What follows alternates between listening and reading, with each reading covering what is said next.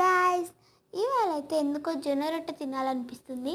So అందుకని చెప్పి already ఇంట్లో జొన్న పిండి ఉందన్నమాట.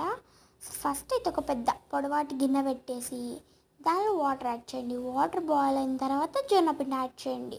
క్వాంటిటీ ఎలా అంటే 1 కప్ ఆఫ్ వాటర్కి అదే కప్తో జొన్న పిండి ఇంకో హాఫ్ కప్ జొన్న పిండి పడుతుందన్నమాట. అంటే వాటర్ కన్నా జొన్న పిండి క్వాంటిటీ ఎక్కువ ఉండాలి ఇక్కడ. సో ఇది గ్యాస్ ఆఫ్ చేసి బాగా కలిపేసి మూత పెట్టి కొంచెంసేపు పక్కన ఉంచండి.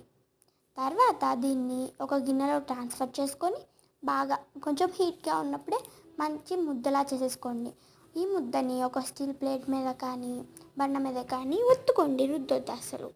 సో 2 సైడ్స్ ఇలా ఒత్తుకుంటూ మందంగానే ఉంచుకోవాలన్నమాట. పల్చగా వస్తే గట్టిగా అయిపోతాయి. సో ఇలా ఒత్తేసేసాలి. తర్వాత ప్యాన్ బాగా హీట్ ఎక్కిన తర్వాత మాత్రమే ఈ జొన్న రొట్టె అయితే వేయాలి. సో ఇది ఒక 30 సెకండ్స్ టు 60 సెకండ్స్ అంతే వదిలేయాలి. సో ఒక పక్క అయితే వాటర్ యాడ్ చేసి చల్లుకోండి కొంచెం.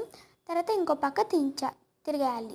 సో నేను కొంచెం ముందే తిరిగేసాను అనమాట. మీరు మాత్రం ఈ మిస్టేక్ చేయొద్దు. కనీసం 60 సెకండ్స్ కనీసం ఉంచాలి. సో నా టేస్టీ జొన్న రొట్టె రెడీ. దీనిలోకి ఏ కర్రీ అయినా బాగుంటుంది, ఇగురు, పప్పు, కర్రీస్. బాయ్ గాయ్స్, సబ్స్క్రైబ్ చేసుకోవడం మాత్రం అస్సలు మర్చిపోద్దు.